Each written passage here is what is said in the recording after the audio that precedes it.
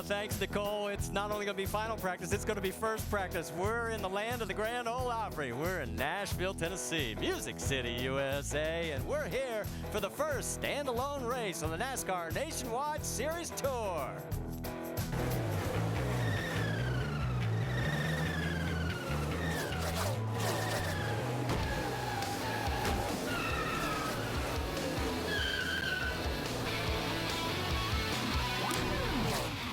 And we welcome you to a bit soggy, but it's a drying Nashville Superspeedway. A bunch of tornadoes ripped through this area earlier today. The weather was quite severe, and luckily none of the damage here at the Superspeedway, but as you can see, the wind is still a little bit brisk, but the rain has stopped. In fact, we're getting word from NASCAR officials that we will have cars on the racetrack very, very shortly. There's the activity going on down in the garage area.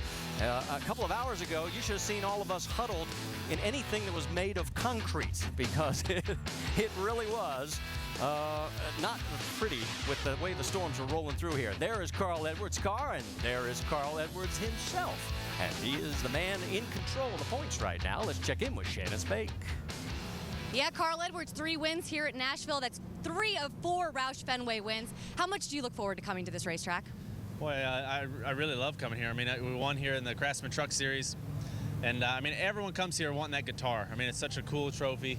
I'm just glad we're here today and everybody's all right. I mean, that was wild storms this morning, and we're thinking about everybody in Murfreesboro and everything that they're going through. But it's good just to get on the track and, hopefully have some good practice. We got to make up points, We lost a bunch last week. We can't let Kyle get any closer. Those guys are running really well. The track is starting to get dried off right now. I know that you do play the guitar. What do you have to do to get this car hooked up today so that you can play your guitar in Victory Lane this weekend? Yeah, I barely play the guitar, but we just got to have a really good race car. We won all those races here, and I like to think it was because, I just do a good job of driving here, but, I mean, all the drivers know this place takes a perfect race car, and, Dan and Mike Tam and all the guys have been working really hard to get us a great Save-A-Lot Fusion, and if it's perfect, we'll do really well, and I hope they've got it. All right, bring your pick to the race this weekend. Carl Edwards looking for his 4th Gibson Trophy here this weekend. And he has a total of 5 wins in 20 Nationwide Series victories on the concrete, and right now leads the points over Kyle Busch by 38 markers. Then it drops down to triple digits with David Reagan in 3rd, still looking for his first ever Nationwide Series win. Jason Leffler and the rookie Justin Allgaier. And we'll talk more about him as the day progresses. All the way through the top 10, Scott Lagacy, another one of the rookies, rounding it out at 261 markers out of the top spot. One of the things that we're going to do differently here as we welcome you inside our Craftsman Tech Garage is sort of try and translate, rather than just watching cars go around the racetrack, what's happening over in the real garage to what's happening in our garage. Rusty Marty, Wallace. there are so many things you change in a race practice session to get the car handling good. What we're going to do today, we're going to bring you inside the Tech Garage. We're going to show you all the pieces and parts that these race teams are actually changing. Shocks, sway bars, springs, you name it, we got it right here in the Tech Garage. And how about if you want to ask the analyst a question during our entire broadcast? We're going to be on for about 90 minutes, so all you have to do is log on to ESPN.com and click on Ask the Analyst. Get your question into us, and we'll either have Rusty, Tim Brewer, or, of course, Andy Petrie, who we'll bring in here in just a matter of a few moments, who's over in the active garage, answer your questions. All right, let's talk a little bit about Kyle Busch. You heard Carl talk about the fact that he knocked off a lot of that points lead, and he is right now caught up with Shannon Spake. Well, we've seen Kyle Busch have some dominant races this season, and we've definitely seen you have some dominant cars. How would you rate this 18 team right now at this point in the season? Oh, it's pretty good. Every time we get to the racetrack, we've got a car capable enough of winning the race. So we just need to do the same thing here again. And, for myself to be patient on Saturday and not get too overzealous and think I need to loosen up the car when I shouldn't and just leave it alone and ride the thing. So we've had car capable here last year and winning the race in the spring, but over-adjusted a little bit, got too loose at the end, spun out, and so missed out. It's not only the car. You actually described this racetrack as being weird. Why is that? Well, it's concrete, it's fast, it's ground in 1 and 2, it's not ground in 3 and 4. It's high braking, and yet it's high speeds too. So it's really a technical racetrack. And I just saw the interview with Carl. You got to take a perfect car to win here, and he's pretty close to that. I mean, it takes an awfully good race car that's really stuck All right, the 18 team has been very good this season. We've got some action down here in the garage. Now let's go back up to our guys in the Craftsman Tech garage.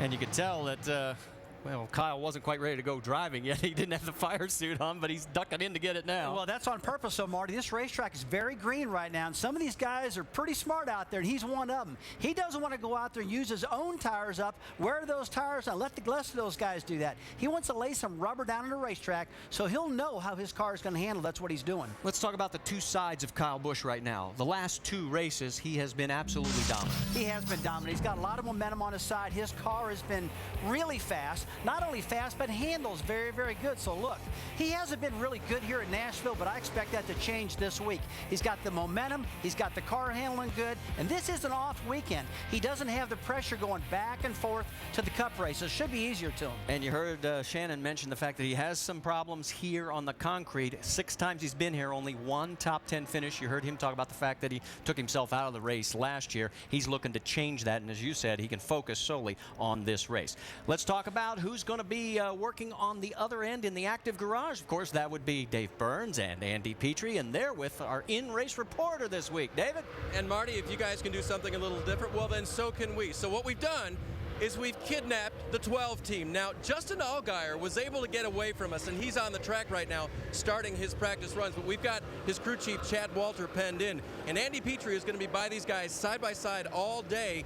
And Andy, I understand Chad usually starts out with a list that he goes through in practice, right? Yeah, Dave, he gave me a list of things that are their priority to learn in this practice. And you can see he's a little busy right now. They're on the track. Their car is actually out there running. So they've got some things that they want to do to make their car more consistent into the corner and off the corner. They didn't have a good race at Texas. They said they struggled with that. They've got some things they want to work on. They're going to come in here and change some front geometry changes, what he told me. He said maybe a left rear track bar change and a left rear spring change. And if they have some time, maybe a shock. They've had one run. Why don't you see if you can get his attention and how the car is? Yeah, hey, Chad, how was the car this first run, and where do you stand? First of all, I just want to say that, you know, we had some pretty bad weather here, and all these people around the area, I hope everybody's doing all right. As far as the race car goes, the Verizon Dodge is a little bit off right now, a little bit tight on corner entry, so we're trying to get that fixed up with some geometry changes right off the bat. Okay, so guys, it sounds like they're right on track with their list, and they're going to start working on some of that now. Now, Marty, the list, just in case you didn't get it, and Rusty wants to write this down, the full list from Chad on this practice: front geometry, track bar on the left rear, I believe, springs on the left rear. And Rusty, if you got time after all that, then you can play with shocks, okay? There'll be a lot of changing going on. Let me show you some of the things that are going to change out there in this particular car. You talked about front geometry. That's very, very important. A lot of these cars are what they call the 7-post machines, pull-down rigs. So they pretty well got their front springs where they want it. But one thing they don't know is where that geometry really needs to be for this particular racetrack. So what we're going to do is get right down here in this left front corner. We can raise or lower this A-frame. We can bring it up or down. That's going to change roll center. It's going to change camber gains. Now look, we can do the same thing on the right front corner. And guys, from my past experience, that really changes the way this car is going to feel. Hopefully they'll get Justin Allgaier just what they need by those changes. But Tim, these shock absorbers are awful important too. Shock absorbers, Rusty, on this concrete racetrack, that's the key to getting around here. Like Kyle said earlier, you got to have a lot of grip. But building these shock absorbers to suit these race car drivers, getting them that grip they want, that's a key element. Another thing, like Andy said, we're going to look at some springs. I'm going to build adjustability in the car. With the spring rubbers, you can insert the spring rubber in the left rear, tighten the car up, but there again, I can have one swinging over on the right rear, and the guy gets real tight, I can insert it, free the car up. Now, I tell you, that's a good point. And folks, remember one thing. We're here at Nashville right now. We've lost a lot of practice. This practice session is so key right now, it's unreal. So these spring rubbers that Tim's talked about, they'll change this rate big time. They got to have these in the spring so you know what this car is going to do. If they get off in the race, they can take it out or put it in. That's something I'd have. All right, thanks, guys. Let's talk about what's going to happen the rest of the weekend on our motorsports calendar, because we'll have NASCAR Nationwide Series qualifying tomorrow morning at 11 a.m. Eastern on ESPN2.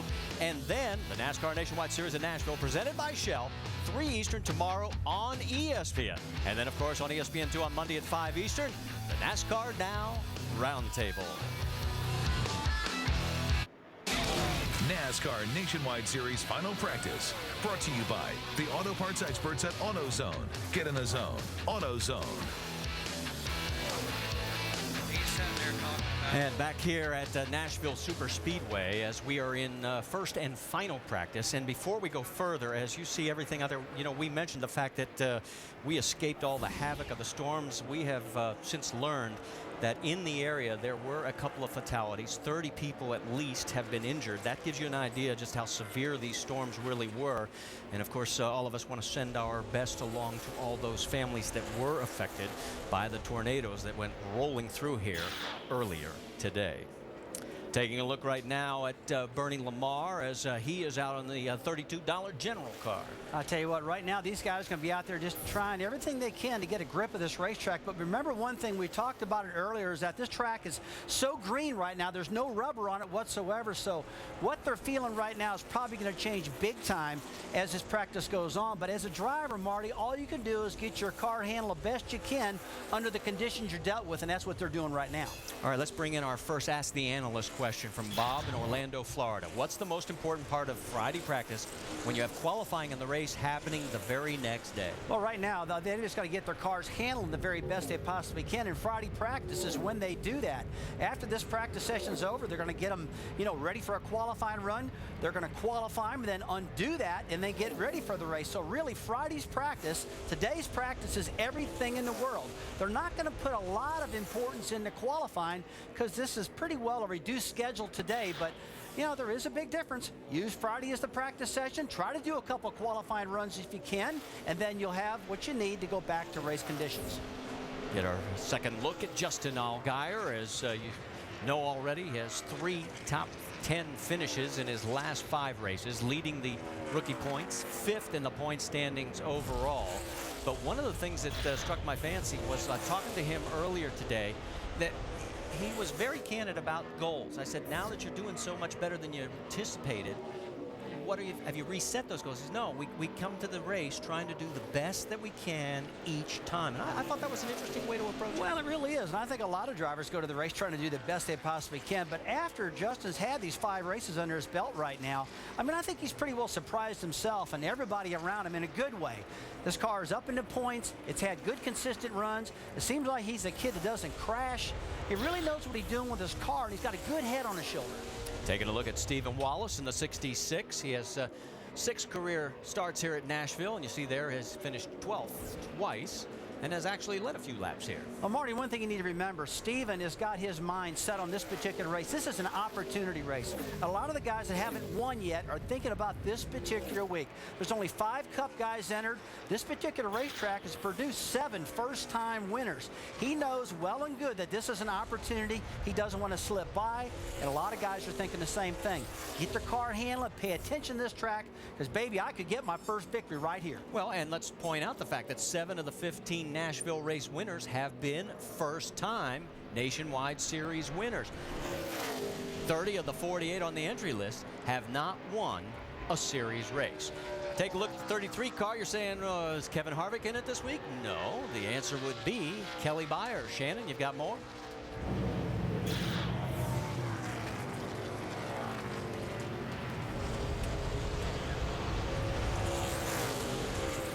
All right, we'll catch up with Shannon in a little bit. You see his stats there, his best finish last year, when he finished 5th here. And we talk about big opportunities. How are the butterflies and the nerves when you're getting in a car that's already won this year? Oh, he's got a lot of butterflies. There's no doubt about that one, because, look, talk about opportunities like you said before. This car's won. Hey, we just talked about that. And he's in that thing this time. And he's at the racetrack where, you know, the first-time winners have happened. So he knows he's got to get it done. He knows he's got the engine. He's got the equipment. He really wants to shine this year at this particular racetrack, because if he doesn't, he might not get another shot. This was a unique opportunity. It was put together. He needs to take advantage of it. Well, let's give you an idea just how good the 33 car has been this year. In 5 races, 1 win, 1 pole, 4 times in the top 11, 3 of those in the top 5. So that gives you an idea of the pressure that he is under. Well, he's got pressure because he knows the car can do it, and Kevin Harvick's done it. That's pretty hard to compare to now. A Cup guy that's that good, and he's been getting it done, though. And right now, Kelly is 12th on the speed chart. His fast time, 30.5 seconds. That translates to about 156 miles an hour. Who's fastest right now? Concrete Carl, 30.09. That gives you an idea. And speaking of Carl, there he is. He's got so much confidence. You know, I talked to him earlier. When he comes here, he just knows that, hey, man, I've run so good on these concrete racetrack. He gets here and expects to do it. Marty, when I used to go to Bristol and win all those races at Bristol, I felt like I was behind. I could always go to a track like that, get caught back up. Same thing with him. He's got a 38-point lead right now. He really feels like he can stretch it because he knows that Kyle's had problems here. Why is it certain guys excel at certain tracks and certain surface types? There's been so many racetracks that I've went to that I just flat didn't like. I felt like when I went to Talladega, I never could control my destiny. I had a lot of big crashes down there. I felt like when I went short track racing, though, where I grew up at in the Midwest, I had more control of that. And these drivers all got their favorite racetracks. And there is Justin Allgaier pulling back into the garage area. So let's check in with Andy Petrie and eavesdrop on what's going on with the team. Hey, Marty, this is the second time back in for these guys. They stayed right on schedule with their front geometry changes. They went down there and worked on the left front suspension, changed the camber gain over there with some slugs to try to get a little more grip. Justin said what he had was no front grip, felt like the car wasn't in the racetrack. That's a good place to start working on that. What do you think, guys? Tell you what, when you're going to change camber in a car, what they're going to do is literally loosen up the upper A-frames, and they're going to adjust that camber with shims. But in this case, what they're going to do, they're going to change the location of the inner pivot point of the upper A-frame. And how they do that, we've got these slugs. You got a 0 here, that means the hole's in the center. But I can put a 5/8 slug in here and actually use it this direction or turn it 180 degrees. I can manipulate the inner pivot point here as much as 5/8 of an inch. Thank you, Tim. And yes, we're not talking about slugs that are going slow or that swim in the pond, but the slugs that help make the car go a lot quicker. As the work continues on Justin Allgaier's car, we're in our final practice. Happy hour at Brewer's Place inside the Craftsman Tech Garage. We're having a ball. Hope you'll stay with us as final practice continues. We go racing tomorrow here at the Nashville Superspeedway. Last March, Kyle Busch started on the pole. He led 125 at 225 laps, but he wound up 16th. It was Scott Wimmer getting his only win of the season. What happens? Well, you'll be able to find out tomorrow at 3 Eastern on ESPN. It'll be Nashville, presented by Shell. All right, let's take a look at our top 10 in speed right now. And a bit of a surprise, Bernie Lamar has just jumped to the head of the class at 159.8 miles an hour, followed by Carl Edwards. Brian Scott in the 10 car, another bit of a surprise. And you see Kyle Busch has finally decided to go out onto the track. He has moved into the number 6 spot, turned a total of 4 laps so far. What about Justin Allgaier, the guy we're watching very closely today as we check practice? He is now 20th on the speed chart. Andy, what's going on? Hey, Marty, you know, the list these guys started with, they had all their things laid out they wanted to do. Guess what? This last change wasn't on the list. They're changing the weight. They're moving some nose weight around on this car, trying to get it to turn better in the center. They made that change on the camber, and it did help some, but they're looking for a little more front grip, so they're moving that weight around a little bit. And Andy, I tell you one thing that really concerned me is when Justin Allgaier was the first guy on the racetrack, that green racetrack. I mean, you got to think that was so rough on the tires, but the question I got, I mean, this guy's a rookie. He had 1 extra set of tires, more than the rest of his competitors. Is he thinking about that? Oh yeah, Rusty, you know that's a big deal here that these guys get an extra set of tires, and for rookie drivers that's an advantage because they can make a lot of runs here on this set of tires and they don't lose anything. They get an extra set of practice tires, and that is a huge advantage right now. The great thing about being a rookie, you get an extra set of tires. You know these are the 4 best friends a race car driver. Absolutely. That's what's touching the track. But what we're going to do, folks, when we have a brand new tire, we're going to come in and actually check the depth of each wear pin indicator. We're going to let the driver go out, and as he comes back in after, say, 10 or 12 laps, something were to give us a wear analysis. We're going to go back and remeasure this. That's going to dictate camber change. We're also going to monitor temperature. But like Andy said, you get 1 extra set of tires, you get a chance to burn that up, you're going to learn a lot more. Now, one thing you got to remember, guys, this particular tire, just like Tim's talking, he's going to measure everything. But once they get this car kind of fine-tuned and it gets pretty close, they'll start looking at these tire temperatures from corner to corner to corner.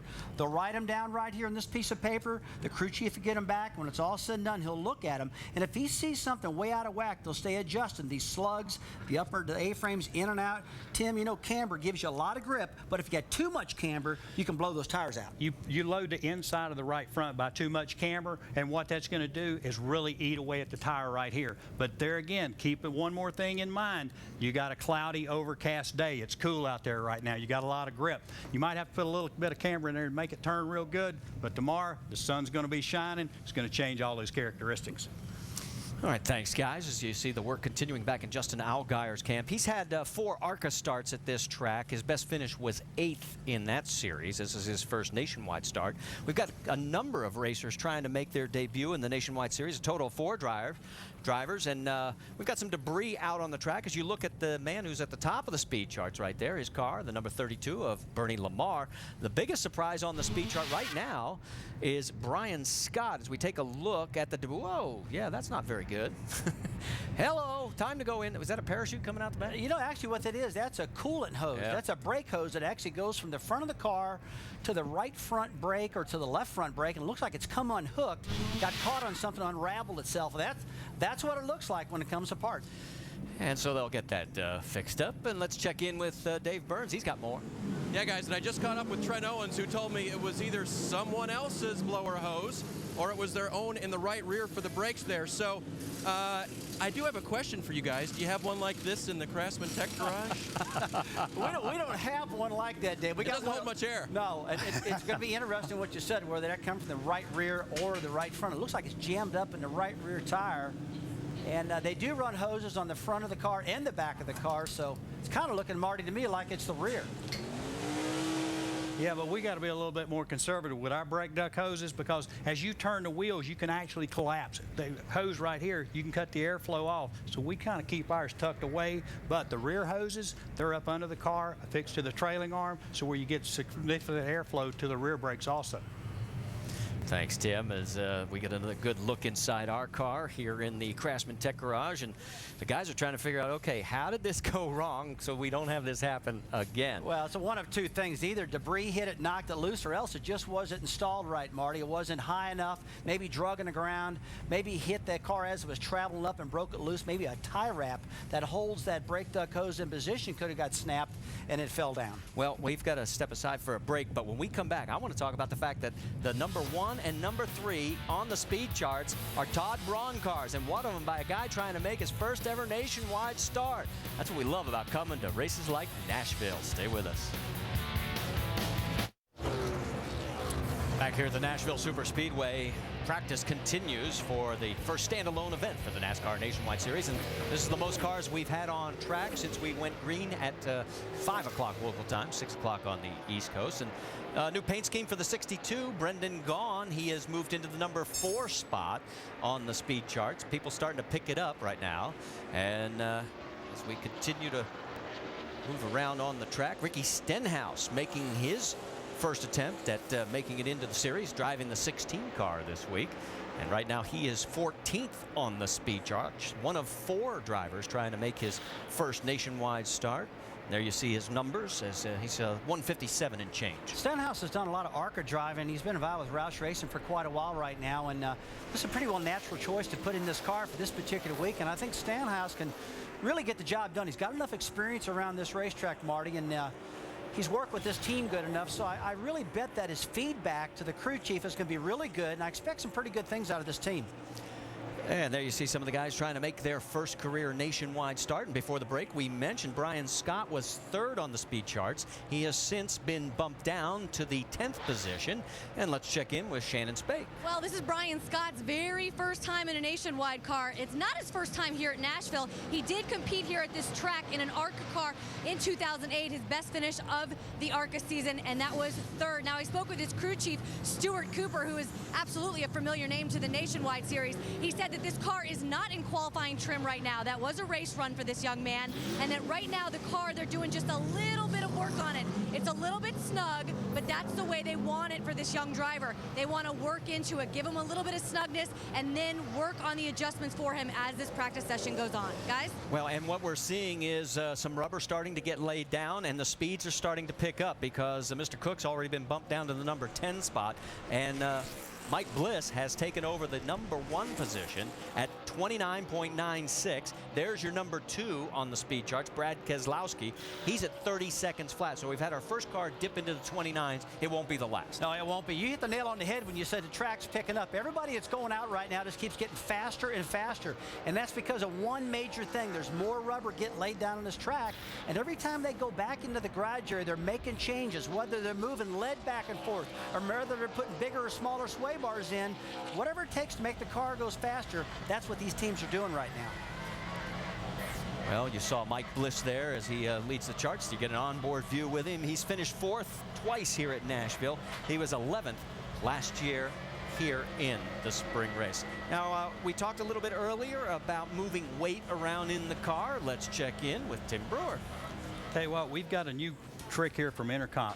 Got these new wireless scales. But folks, the way we move the ballast in the cars, we use tungsten. It's a real high density metal, but you can see it through these elongated areas right here in the frame rail. Like Rusty was saying a while ago, they wanted to move the weight back. That means get the weight off the front axle. We can actually take the tungsten and slide it back in the frame rail and replace it up front with an aluminum spacer. But the beauty of the wireless deal, I can actually see what I'm moving as we're going, and I can sit here and look. So if I wanted to move it back, say 0.3%, I can move it back 0.3%, but I can move it back 1%. But actually having them handheld here so you can know exactly what you're doing, that's a really great thing to have at the racetrack. Hey, I tell you, Tim, that's a good point. And what you just mentioned, probably people are wondering what to do if you move the lead forward or backwards. If you move that lead forward, it's probably going to make your car much tighter. Right. If you move that lead back, it's going to make it turn better.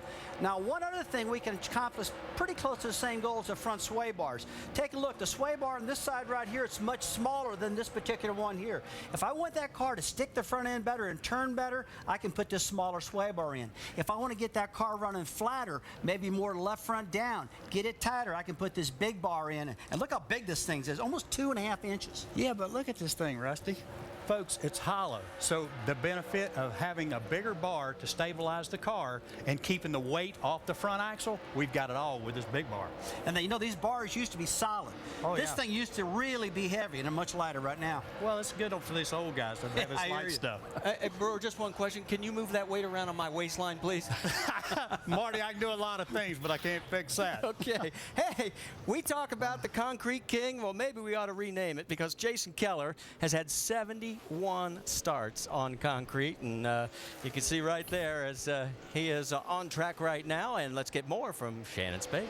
Yeah, Marty, Jason Keller went out on that first run, did about 6 laps, and that was just to shake the car down, make sure there were no rubs.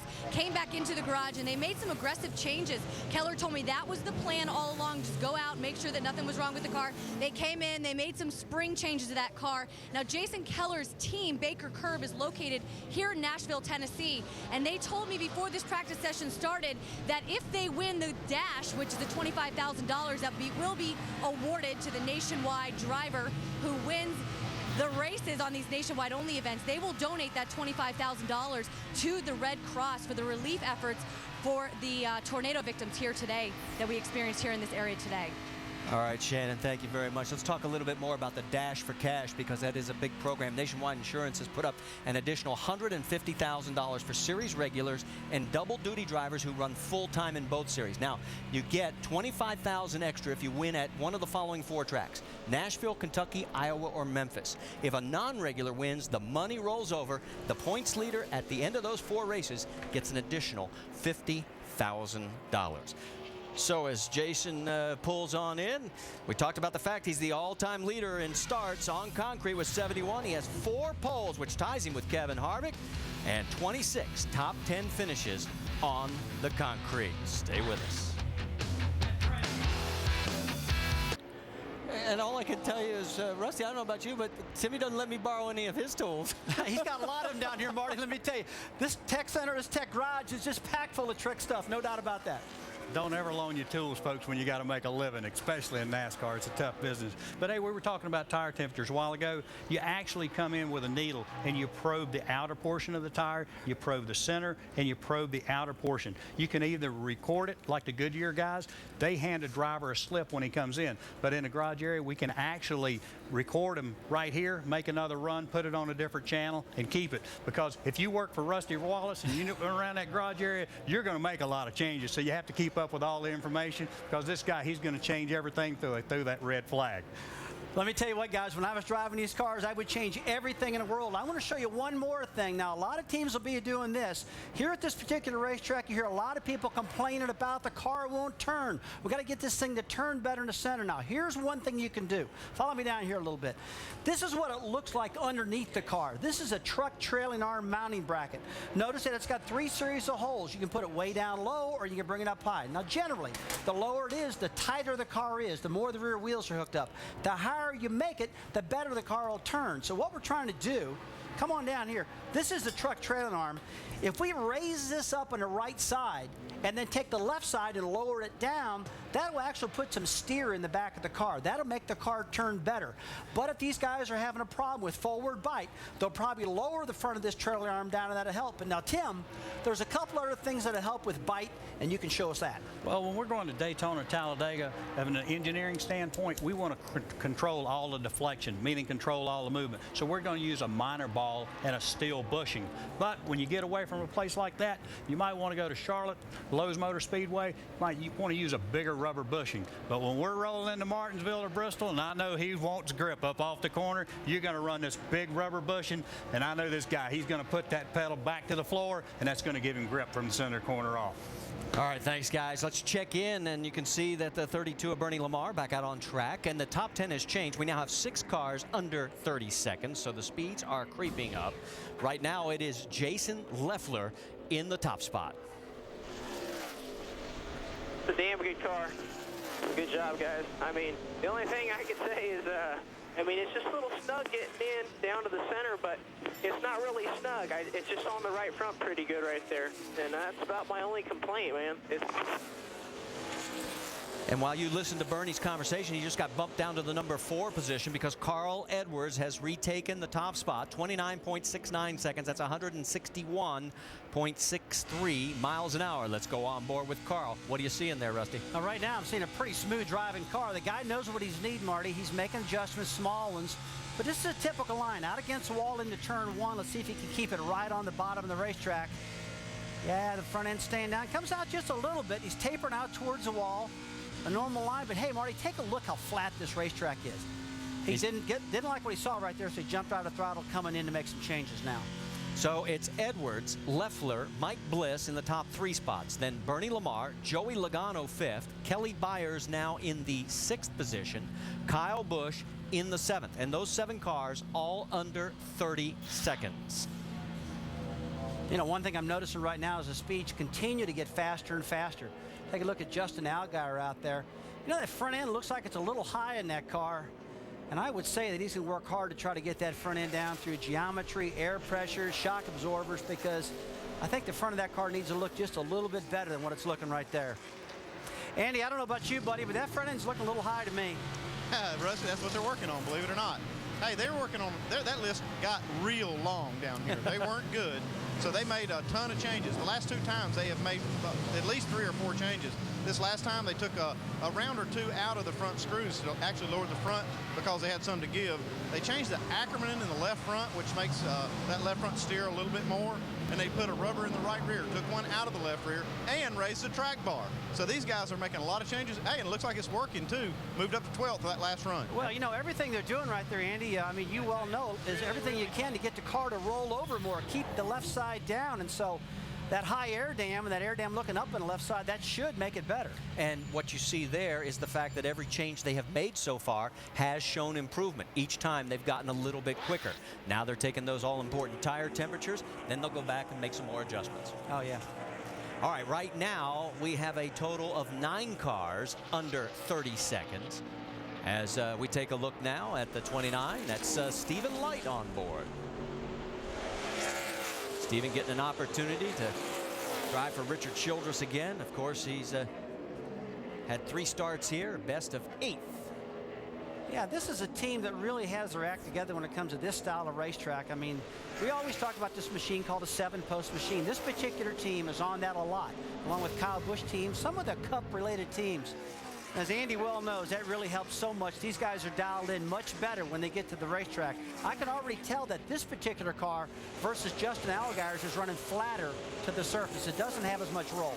Of course, Stephen picked up his one career win back at Kentucky a couple of years ago, and since then has been fighting desperately to get a full-time ride. Again, this is another one of those opportunities, as he wants to do very well in a car that traditionally does very well.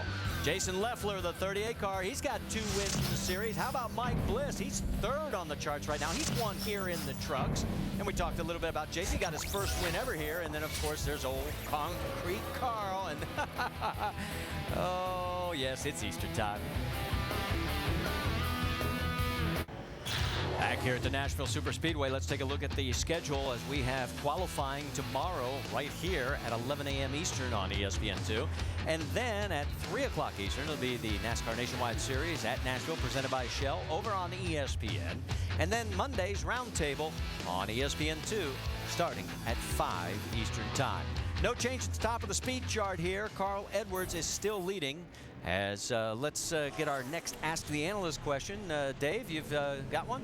I do, from Rick in Charlotte, North Carolina, who wanted to know what is the most expensive and least expensive tool in the Craftsman Tech Garage. But before we go back to you, and while you're thinking about that, guys, I asked some of the guys down here in the real garage area, down here where the working men are. And the guys on the 6 team told me, you know, there are computers and things like that, but we're talking about hand tools, things that are, you know, real manly stuff down here. So they pointed way down over here. The most expensive and most important tool is this drill right here. A couple $150 or something, because you take in and out all the shocks with this, and when you spend a lot of time doing it, you don't spend a lot of time with this. That's what it's all about. Now, the least expensive tool, they said, pretty obvious. This guy right here, or whatever you choose to write with, because all this information that's coming down here today, if you don't write it down, if you don't take care of all that data, then you got problems. So let's go back to the Craftsman Tech Garage, and boys, what's the most and least expensive tools in your area? My most expensive thing that I use right here in the Tech Garage is my touch screen. You know, the beauty of this, we can come over and show an engine how it functions, how the combustion chamber works, and you know, we can run any kind of scenario, from a broken valve spring, anything we want to do. But the beauty of this is when we get through playing with it, all we got to do is hit the button and put the engine back together. That's truly magic from Disney. Yeah, Tim, that's pretty cool. And I know that thing is very, very expensive, but I want to show you something that's the cheapest in this Tech Garage area right now. It's this ball bat. It's got a couple of purposes. If you get hit in the left rear quarter panel and your old hot rod gets knocked in the wall, you can take this bat, put it under the fender, and bend this fender out. Get this baby where you can get it all, finish the race, get it all shaped up where the car handles good. And then when it's all done, you can take this ball bat and walk up to the guy that hit you and knocked you in the wall and hit him right in the head with this baby right here. That's going to be expensive, though, when you hit you with a fine. All right, thank you, guys. And you know, I'm glad he put that ball bat down. Let's go back out trackside and check in on what's happening, because we now have, as we mentioned before, just 9 cars on or under 30 seconds, led by Carl Edwards, Jason Leffler, and Mike Bliss. Kyle Busch has moved into the number 4 spot, so he's starting to get it dialed in. And here comes Carl once again after making a couple of laps, and they'll make another change. Every time we go to Carl, he decides to come in. We got to get him on the same page. He just wants to get that car handling good. And take a look at Kyle Busch right now. Typical Kyle Busch, flying around the bottom of that racetrack. And Marty, one thing I'm noticing right now, these lap times are starting to stabilize. I don't see them increasing. So it means there's a lot of rubber down the track right now. Not a lot, but enough that the cars are starting to get a good grip and get handling good, and the speeds aren't moving around a lot right now. Well, and how much of that is because you've got only so many tires? You just can't afford to keep putting new ones on. First 2 laps were a 29.80. Last lap was a 30.20.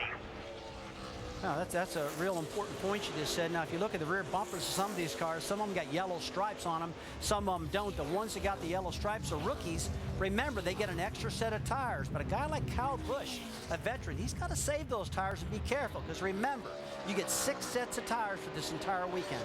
Let's check in once again with Justin Allgaier's situation. He's still number 12 on the speed chart, Andy.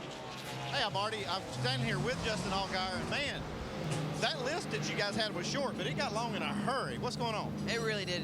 Everybody on the team's doing a great job. Chad and I are trying to get on, really what we want to be at on the car, and just fought tight. There's really not been a whole lot of grip for us out there all day, and So we're just trying to make the car turn. I've had a lot of wheel to it all day, and you know, that makes it a little tough when you're in the driver's seat, but they're doing a great job. Everybody in the Verizon team's going to get the car fixed. I think, you know, we've been steadily creeping up on it, and hopefully we can make that list of changes be real short again. Yeah, you were telling me how loose you like a race car, and you told Chad how loose you wanted to be. I don't know if he believed you or not, but you really did want this thing a lot freer than you came, right? Yeah, definitely. I mean, you know, anytime you come to these racetracks, you always want to make sure that you're safe. You never want to crash a race car right early. So that's something that we've tried to learn over the course of this year so far, and we're still working on it. You know, we're still fairly new together as a team, and so I think that we're going to get there, and eventually we'll get to that point. But right now, it's still just a little bit tight, and trying to free it up all day. Have you got another pen? I think I've lost the ink's out of mine now from making all these adjustments to your list. But back to you guys. They're making a lot of change. You can see they're working on the carburetor right now. And I hope you guys at home are enjoying this, because it shows you what the process really is all about, and we're trying to give you that different perspective rather than just showing cars going round and round the tracks. We can tell you 47 of 48 cars have now taken speeds. Only Morgan Shepherd has yet to make an appearance on the track, but we expect him to do that before the end of practice. And take a look at our top 10 graphic of rookies. Justin Allgaier 5th in the standings, Brendan Gaughan 8th, Scott Lagasse in 10th. And as we look down on through, I was trying to check and see your one driver, Stephen Wallace, is 7th, Brendan Gaughan is 13th, and Scott Lagasse is a little bit further down. He's 41st on the speed chart right now. He's turned 10 laps, and his best one is 31 seconds, so they got a long way to go. So conversation continues between crew chief and driver, and we'll be back with more from Nashville.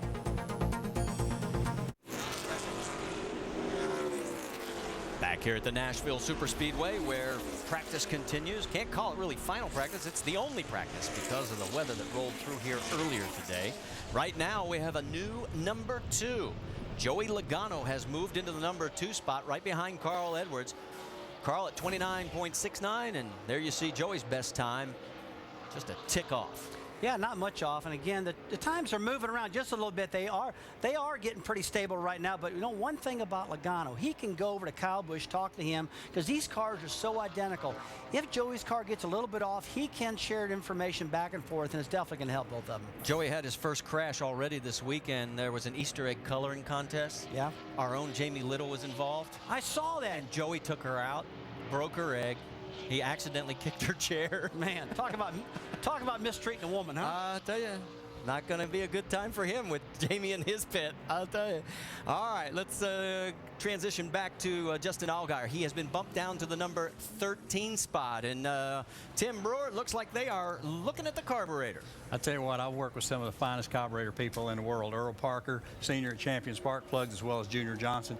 And you always had to have their running engines just as smooth as silk. One of the ways they did that, they would actually change the squirters in the carburetor. What that does, it controls the fuel when you get back into fuel. When you hit the throttle, even when you're turning 6,000 RPMs, that's a lot of RPMs to be turning in the middle of the corner. But what you have to understand, you have to have a charge of fuel to get the thing rolling from the center of the corner off, because the engine really doesn't start pulling a lot of fuel through these boosters until it reaches some RPMs. So you got to rely on the pump squirters and the squirters for the carburetor to get the thing rolling from the center of the corner off. All right, thanks, Tim. As there you get the view from inside our cutaway car here in the Craftsman Tech Garage, and that's the view back in the pit area of Justin Allgaier. And as we go back out trackside, the 88 of Brad Keselowski, as he is in the number 10 spot right now at 30 seconds flat, 159.9 miles an hour. And of course, Brad coming off a really good comeback performance last week at Texas. We had a chance to eavesdrop on the radio just a couple of laps ago. Let's listen in. Just to kind of tell you what I got, I can turn down into one, don't really have to arc it. I can hold the bottom pretty good. That's just based off my first lap. I'm just a little bit twitchy early center, but it settles in real good. A little bit nervous about that for a qualifying style run. Going into 3, car's really good. Do whatever I want. I can hold the line, get through the center. 3, really, really good. I can pick up the throttle a little earlier than I am, but I've been a little conservative on that. Drives good. Up off of 4 for sure. some great communication feedback to the pit area. And that brings us to our next Ask the Analyst question from John in Matthews, North Carolina. Do other teams monitor competitor radios during practice to find out setups of others' cars? And is that cheating? It's not cheating at all. I mean, anybody can do that, but they do monitor everybody's radio. A lot of times these guys will talk in code or say, hey, look, let's talk about that once you get off the racetrack. I mean, I'm listening to what Brad Keselowski just said. He said, overall, he's got a pretty good handle on car, but the one thing I do pick out his voice, the car is a little bit twitchy right now, and he knows when he blocks it off and puts that car in a qualifying run, that baby might get really loose, and that's what these cars always do, Marty. Almost all these guys fight loose because these are impound races. You cannot make as big a chassis changes as the Cup car does. Just different rules here. Dues, that wasn't a word, was it? No, that wasn't. Okay. I wasn't going to call you on. I know. Let's get more on the 88 from Shannon Spake. Well, I can tell you what the 88's been doozing down here in the garage. They've been fighting really tight conditions. Actually, Brad says he's been chasing the track since practice has started. They've had him on scales. They've been making some left front spring changes to the car. And on the last trip into the garage, they did make a camber change. They're just trying to free him up a little bit on the racetrack. All right, thanks for the update, Shannon. There you see his best lap as he's currently in the 10th. And of course, the second race here last year at Nashville was a very big moment for Brad Keselowski because, of course, that is when he picked up his first career nationwide win, taking the checkered flag in the then familiar Navy colors, and a big moment for Brad. And boy, the way the season started out, didn't know if he'd get back to victory lane, and made a step towards it last week. Maybe this weekend he returns as we take a look at his first 5 finishes, and the first 3 were extremely dismal. Not all of that his making, of course, if you've been tuned into the races. Came in 12th at Bristol, and then that great run from the back of the field, 42nd up to 3rd just last week. And let's take a look at position number 1. Guess who has just bumped Carl Edwards out of the top spot? You got it. Here he is, the 18 of Kyle Busch. 29.66 seconds is now the time to beat, and there's the speed, 161.7 miles an hour.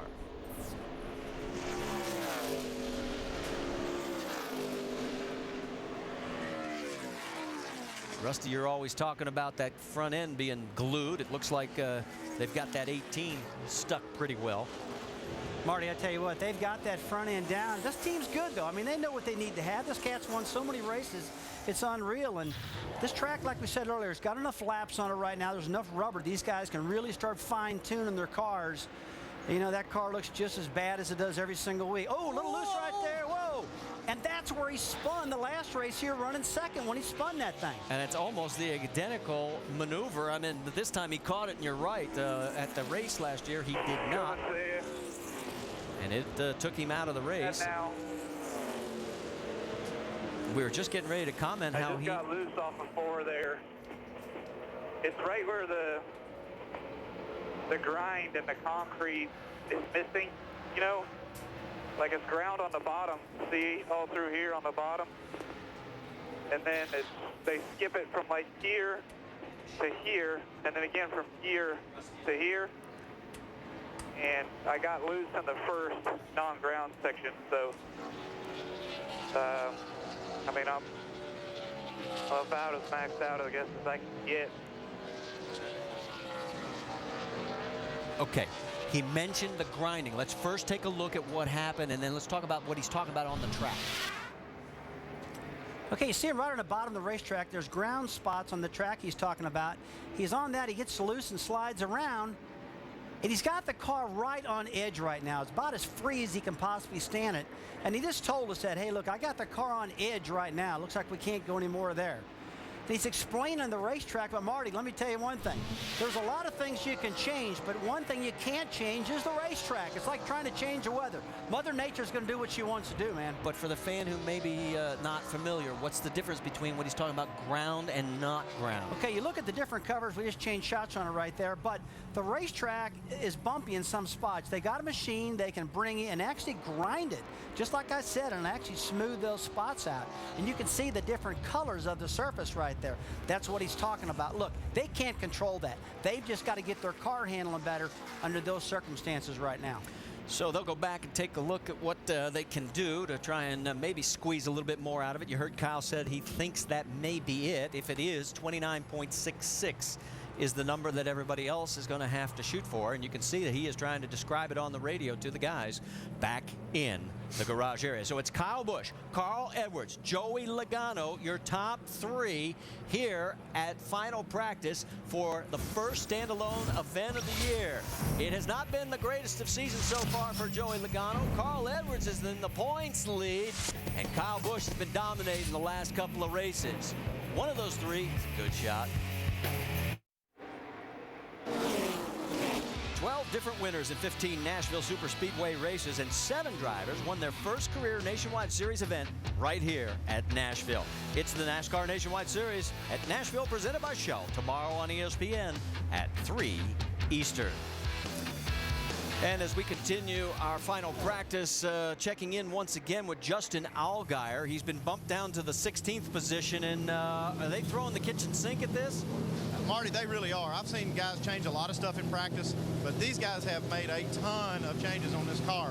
This last time they changed like the squirters we were talking about, Brewer, when he was showing us how they changed those on the carburetor. They also changed some more left front suspension stuff. They changed the rear springs. They're changing the wedge. They had Justin out of the car so they could reweigh it.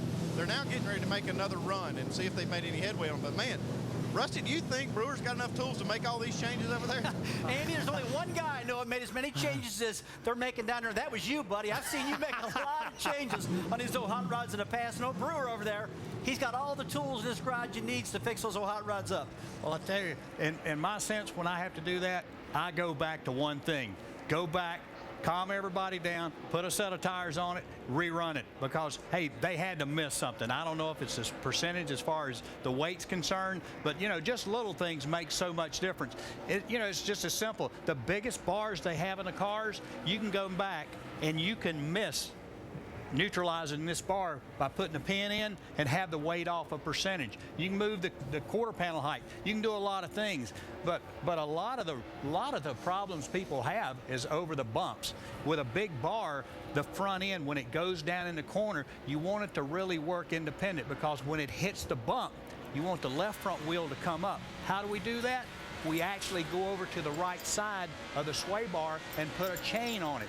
That enables the car to run through the bumps independently and makes the front end relatively a lot better to the Tim, I got a question for you. Racetrack itself. Can you make too many changes at one time? Because then don't you run the risk of getting lost? You can definitely do that, but there's one sense. It's kind of like backtrack.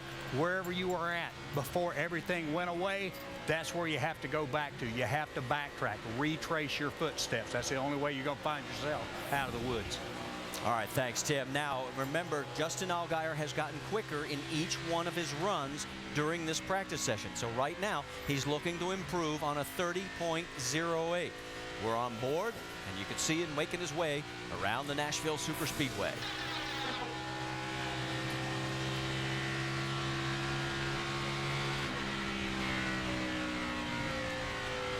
The last lap was 30.45. No help.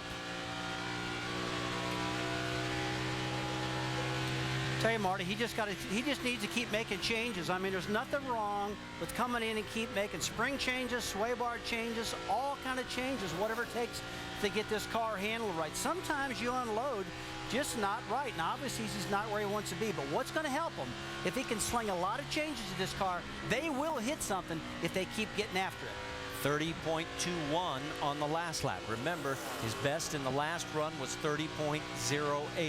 It doesn't look like he's fighting the wheel, but remember, that front end still looks like it's up. Now, the front end's a little too high right now. He's going to have to make some changes, and I got some changes here in the tech garage I'm going to show you in a little bit. Some stuff we can do with the ball joints to try to get that front end down. But still, he's got the same problem. He's got to get that left front corner down a little bit farther yet. Because, I mean, it looks like it's okay there, but once it goes in the corner, it's rolled over too far. Well, he just got a nice lap. He moved into the number 11 spot and broke 30 seconds for the first time, 29.95. 95. So, give me 2 more laps like this at least. I need another good tire seat. Okay, he wants another tire sheet right now. He feels like he's getting close enough that he can look at his tire wear, he can look at his tire temperatures, and get some more feedback right there. But Justin, this is where when you're in trouble as a driver, you need to give good feedback to your team guys so they know where to go. Look, they can't read your mind. They can look at the car, but they can't fix it just by looking at it. They need that good driver to be the onboard computer, tell them what they need. He backs up the 29.95 at 29.96, so within 100th. Yeah, right now this is the best the car's looked in all the practice sessions, and I believe he's to, like we said earlier, their track is rubbered in a little bit, and they're making the right changes. They got a little bit ways to go yet.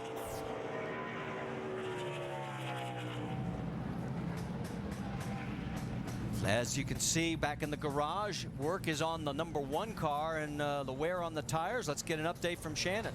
Well, Marty, right now they're just trying to give Mike Bliss a little bit more security getting into the turns, but you did see the cords on the right rear tire. This is one issue that they're dealing with when they're coming out here because they only get 6 set of tires for the weekend.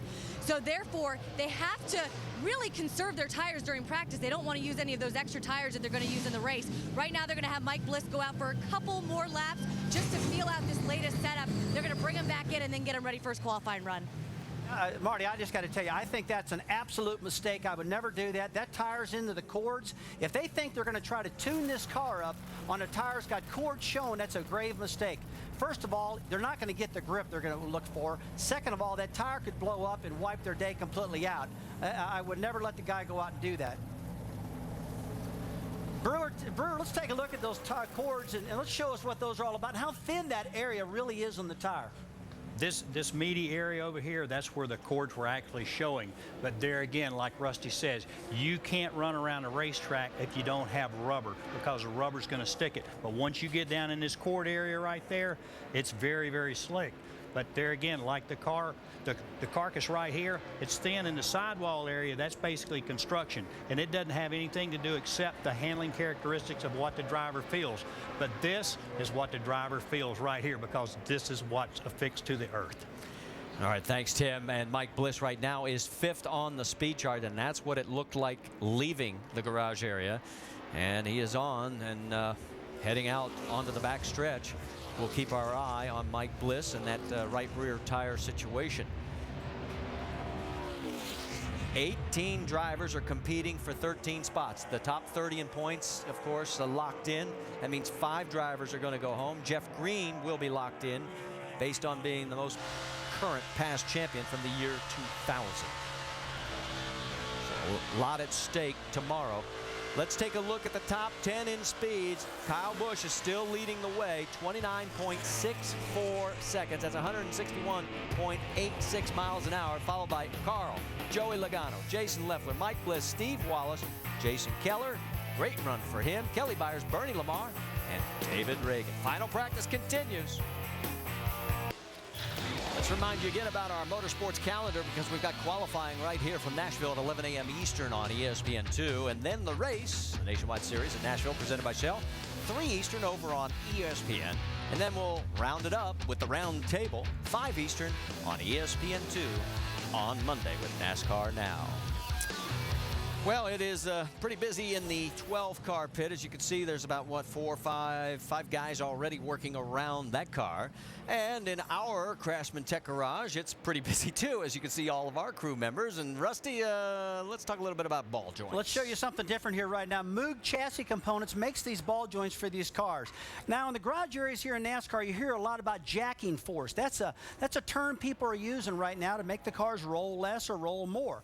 Now, Moog makes a ball joint that's actually longer than a standard one. This pin is much higher than this ball joint I'm holding in my hand. What they can do is simply screw this ball joint out of this A-frame, put this longer one in, and that's a really quick change. They can do that in about 5 minutes, and if they do that, that's going to lower this pivot point, get it lower, put some jacking force in this car. That's going to take body roll out of the car. Probably going to make the car turn better, and that's one change they can do right now. It's a quick change. Get them back in the racetrack and see if something like that will work. Because right now, they got to keep throwing things at it. Like I said earlier, keep making changes because the car is getting quicker and quicker. Don't stop now.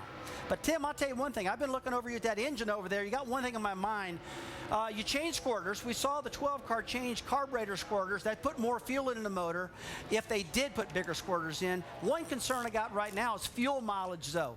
It's getting pretty late in practice. Don't you think they need to start getting some plug checks, get the engine tuned a little bit better? That's what a crew chief always wants to hear when he's got his hands full, the tires are not working, the driver's not happy, and the engine builder goes, hey, I need a plug check. Boy, you just love to hear that. But what they're actually doing, they're going to remove all the spark plugs from each cylinder. Then after the practice session, the engine builder's going to go in and he's going to look down into the bottom of each spark plug as well as the wire. What that's going to tell him how the fuel distribution is burning on each individual cylinder. Also, when the wire starts turning a different color right here, like a blue, he's going to know that that cylinder might have just a little bit too much timing. But still yet, this engine has got to carry you for 300 miles. You have to take care of it all day, and one of the necessities of doing that is making sure that the fuel mixture is correct. And remember, they're sealed engines now, so they got to last even longer than that, really, because they've got to go a couple of races. Take a look at the 47 car. Now, Michael McDowell has the most laps run in this practice at 42 complete, and you can see his rank is 22nd at 159. There's Brian Scott in the 10 car. Now, remember when he was 3rd on the speed charts?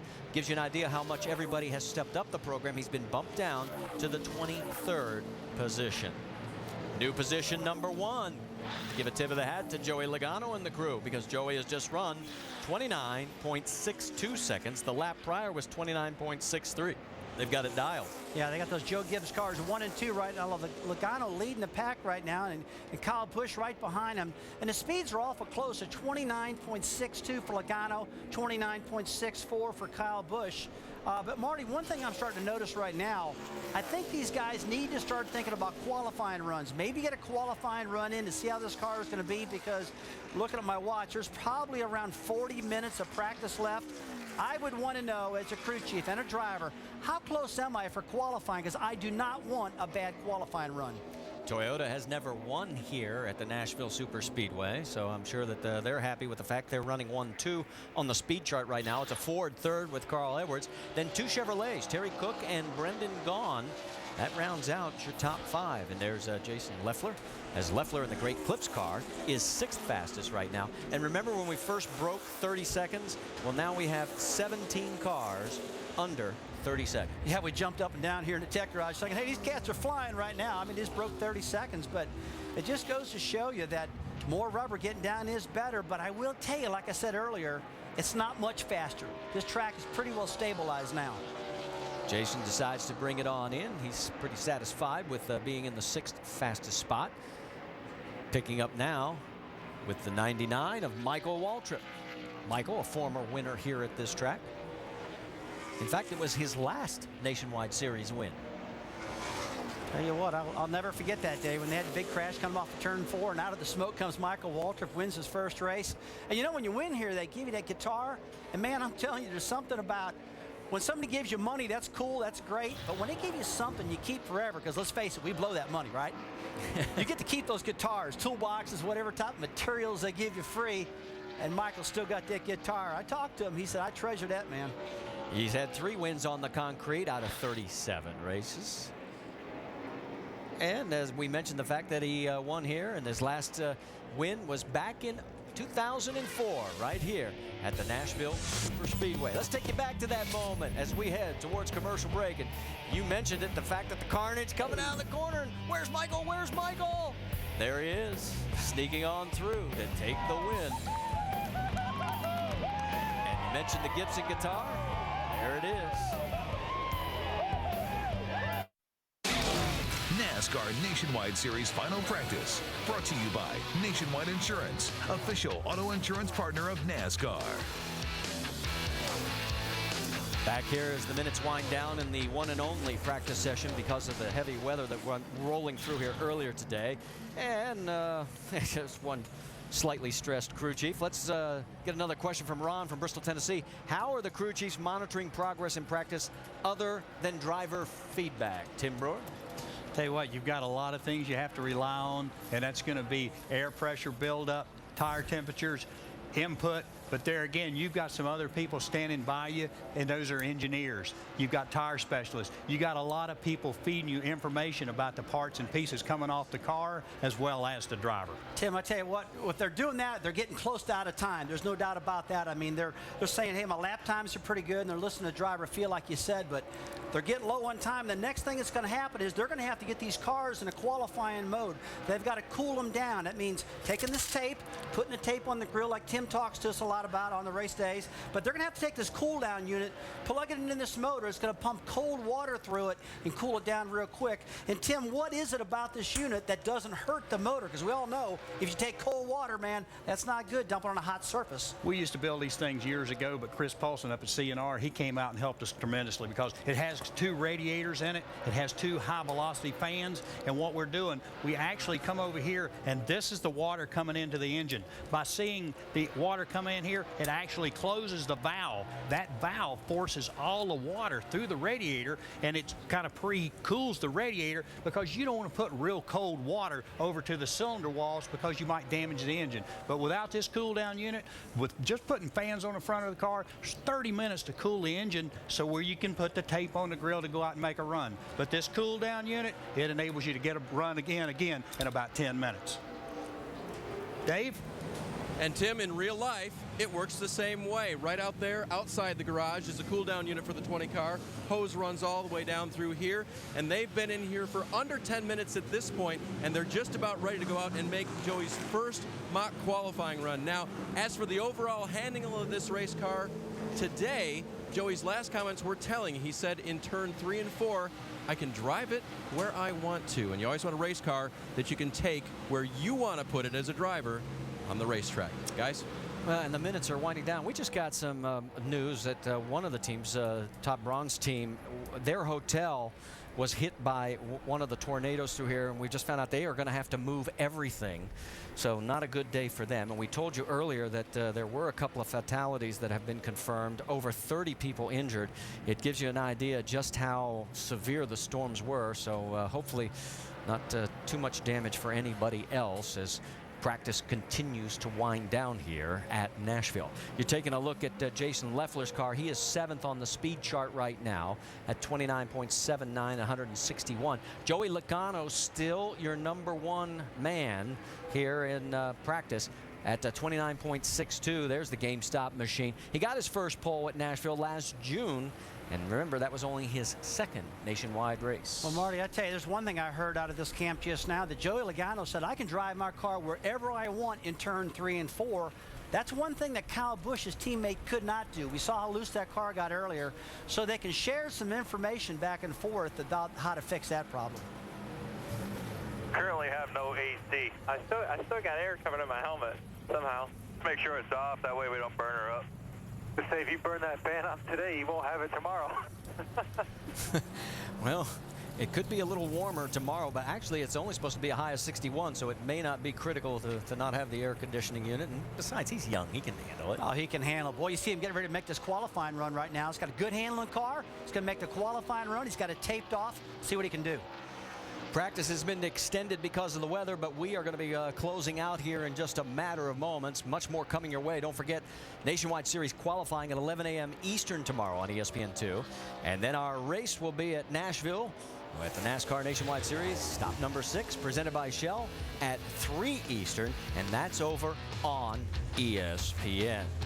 So as the cars continue to circulate around here at the Nashville Superspeedway, we can again remind you it's Joey Logano, Kyle Busch running 1-2 with Carl Edwards, Bernie Lamar, Terry Cook, and Brendan Gaughan. That's your top 6. There's Justin Allgaier, and our thanks to his crew for allowing us to eavesdrop and be with him all this time. He's 15th right now on the speed chart, 29.93. We've had a total of 19 cars now break the 30-second mark. Coming up next, it'll be the Kia NBA Shoot-Around.